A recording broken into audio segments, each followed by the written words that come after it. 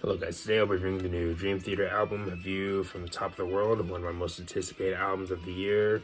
Love Dream Theater, and of course the last time I heard from the band was back in 2019 with the album Distance Over Time, which was one of my favorite albums of that year, along with other albums like The Verdict by Queensryche, The Nothing by Korn, Atonement by Killswitch Engage, and of course many other albums. But now, back to this album. I did pre-order the box set. I'm definitely looking forward to getting that box set in the mail. Gotta support your artists. And of course, if you haven't ordered your copy already of the album, definitely do so.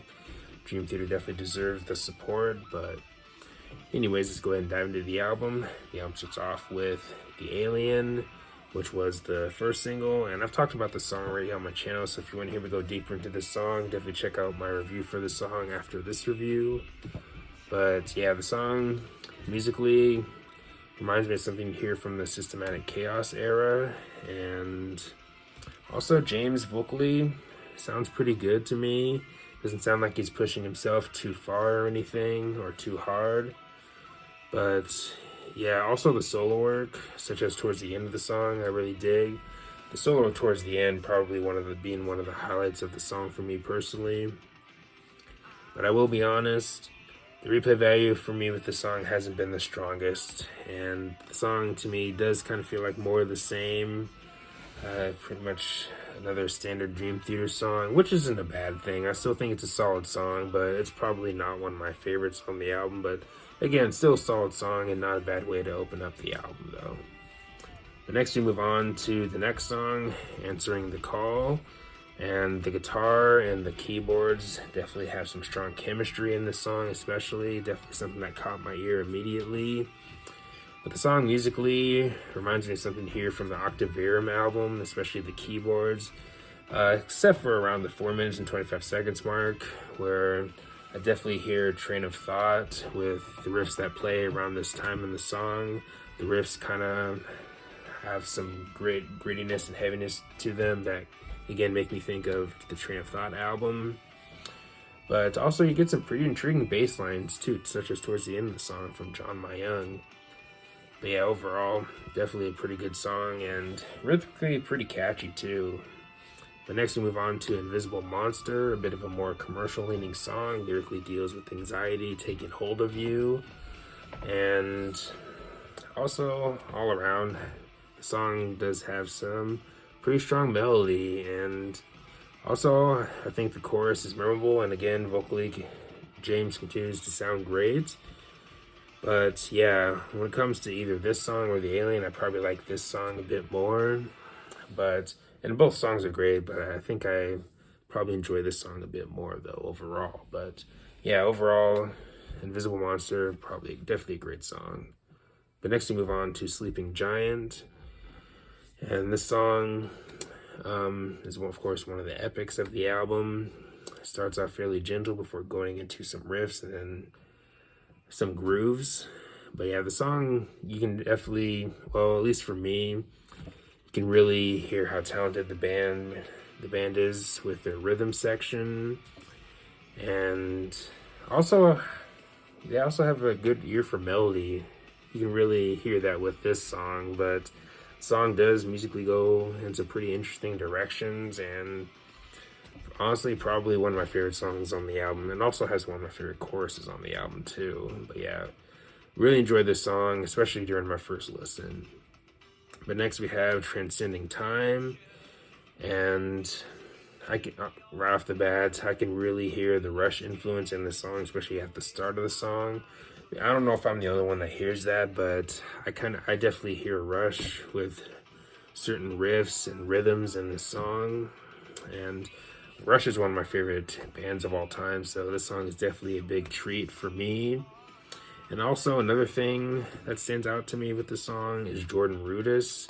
Definitely has some of my favorite keyboard work on the album from the song, and yeah, this song kind of has a fun nature to it, and all around a pretty catchy song, I'd say. Definitely curious of what fans will think of this song, especially because the song feels maybe a hair different from the rest of the songs on the album. You could maybe say it's kind of a unique song on the album too, but at the same time still fits within the album. And yeah, overall a pretty solid song, I'd say. But next we move on to Awaken the Master, and this song definitely has some of the heaviest riffs on the album. The song is also a little under 10 minutes long, and you have moments of groove and also moments of heaviness. And it's another song on the album that goes some pretty interesting directions, such as the heavy grooves around the 6-minute mark. And yeah, if you like heavy Dream Theater, then you'll definitely find something you'll like in this song, or this might be one of your favorites on the album too, maybe, potentially. But yeah, Awaken the Master, overall another pretty great song on the album. But then we finally get to the big epic that many fans have been looking forward to, the title track, A View from the Top of the World.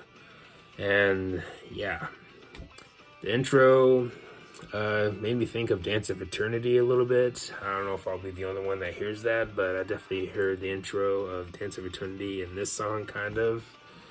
And yeah, this song is definitely proggy goodness, and also, to no surprise, musically goes some pretty interesting directions, both rhythmically and musically. You have moments of heaviness and moments of strong melody. But yeah, again, it goes interesting directions, such as the dark guitar around the 9 minutes and 5 seconds mark, and also the rhythm work, such as around the 14 minutes and 15 seconds mark. There's a lot of moments in the song that you can point to as highlights within the song, but those are two moments that definitely stood out to me in the song. But yeah, definitely a song that I can see many fans being pleased with, especially if you're a fan of a song like Illumination Theory. I don't think it comes to the level as Change of Seasons, but I think it might come to the same level as Illumination Theory. I might even like this song maybe a little bit more than that one. Maybe. I don't know. I do really think this song really is that strong. But yeah, overall, definitely a strong way to close off the album, and of course, definitely a great song. But anyways, if I had to rate this album, I'd probably give it, honestly, a 9 out of 10. Really enjoying this album. Enjoyed the album more than I expected, and going into it I knew I was gonna like it, but I didn't know I'd enjoy it this much, because after hearing the Alien Invisible Monster, I'll be honest, I was thinking hopefully these aren't the best songs on the album. I hope there are better songs on the album, even though I did like those two songs, but I was hoping the other songs are better than these, at least. And they are. The Invisible Monster maybe being one of my favorites on the album, I'm still not sure. The Alien probably not being one of my favorites, but I still do like it though. But when it comes to favorites on the album, Answering the Call, Sleeping Giants, and the title track might be my favorites on the album. Now that of course could change at any time, but as of now, those three are probably my favorites. But anyways, let me know your thoughts on the album. Do you love it? Do you hate it? How does it compare to their previous work or the last album for you personally? And let me know least favorite or favorite songs on the album. Let me know how you'd rate it and all that good stuff. But anyways, thanks for watching. Please leave a comment and like, subscribe. Have a nice day and take care.